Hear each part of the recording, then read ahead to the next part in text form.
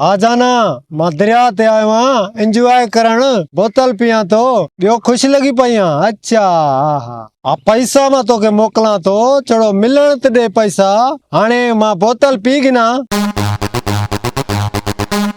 रमो हाणे तो पाण फांसी आसे हाणे तो पाण अती कहूं तहां बिनिन बोतल घणी पीती तवे हेदे चो बोतल काडे वई हाणे तो विधी हम गिलास में काडे वई बोतल शायद मां गिलास में बोतल विधी ना हूंदम। तोजे ख्यालन में मां बोतल ही कोन विधम गिलास में हाणे विधी आ। हुकुम कर वडा असां भाई तोजे लाए छा था करे सघूं। यो जूस वारो पाए पाणे मुखे दियो हाणे या बोतल मां ही पींदोस। हाँ असां पेट पंहिंजो भरियो आ तू वञ या बोतल पी। हाणे के बुधाइण जी कोशिश कयावे त तव्हारी वीडियो मां उनखे दिखाए छडींदोसां। वडा तू दिल जा करे वही बोतल जा मजा वठ। हाणे पाण मोगा फांसी वयासे ये किए फांसी आसे नि भागा सबेर कर।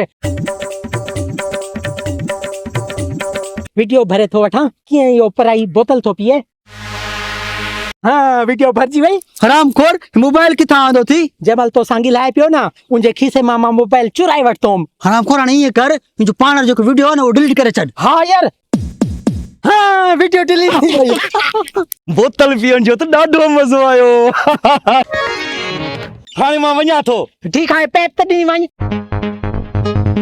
कुड़ाड़ो वयो जान छुटी। रमो थोड़ी बचाए आ बोतल हाल तीन खे बरो दियूं बोतल खे। हाल मोगा हाल कलाक गुजरिया न आयो भी ना है। अच्छा रात व्हाट्सएप जो बंद हुयो तो जो हलण न ईंदो थी। अच्छा मुंह ते छोंडा निकरी पिया थी क्रीम वठी मोकला तो घबराई ना।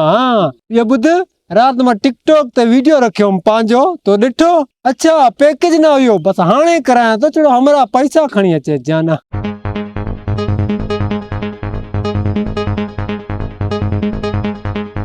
आ जाना बस मां बोतल पी गिना। हाँ बोतल काडे वई हाणे तो बियो गिलास भरियोम हिते को जिन भूत रहे तो इन वाह में तो जिन कोने बोतल काडे वई। रमो छाजी रड़ान मोगा मुझे ख्याल में हमरा बोतल गोले तो पो हाल तो उनखे बुधायूं तो उनजी बोतल काडे गुम थी वई।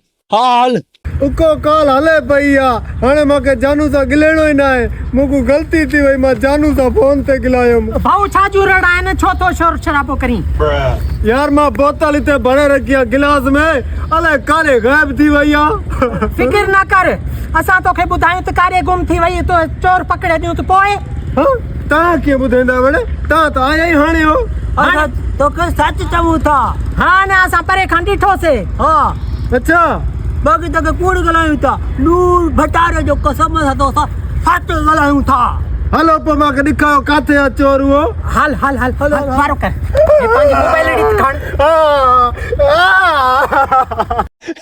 ज्यादा परेशान ना थी मां तो एक गाल समझाया तो असां उन पोड़े जी काट वणू था 5 मिनटन खां पो हलियो अच जाई न तो उनखे शक पई जियो तो ते हे वठी आया न जको बोतल वाले खे। हां वजो यार वजो मेहरबानी तो ये कर कर इन टेबल ते वेही रहो इते। अच्छा हां हल मां बैठो हां वणो पोड़ा खगा तू इते वेठो आ जेकी तू बोतल बचाया है ना उहा सजी पीती पो हेडे हले आया से असां। आज का पो मां ताजी टीम में शामिल आ मुके सलाह कई करो। हां छो ना तो के सलाह चा तो के गड वठी हलदा से बराबर जो हिस्सो तो खरीदा से। देर थी वई आ हाणे बसर वञ न जे पोयूं ॾिसी काॾे विया।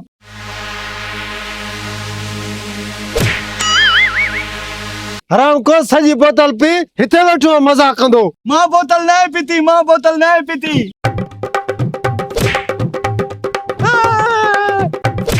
मां के ज्यादा कुटको ना दे मूं वट सबूत आए वो मोबाइल में मां दिखाए तो बिनिन बोतल पीती आए। हां दिखा दिखा केड़ो तोड़ सबूत। री छा मुजी मोबाइल काडे वई। यो पोड़ो खगो छा सबूत दिखाइंदो मां तोखे सबूत दिखाया तो बोतल केर पी वियो आ। अचे ही दिस वेड़ा होड़ सबूत हुन नठा तू कूड़ मारे पियो। हां ये कुटको दे वेस पोड़े के तो खबर ना मुझे नालो बसर नया छरींदो जको मसा फराड करे उनके कुटण में का कसर। मोगा तू हलन जी करूं बाजार गरम आ ये पाड़ के कुटको थे। हाँ यार रमो वार कर पेट रा मगे जी मार खबर न चार।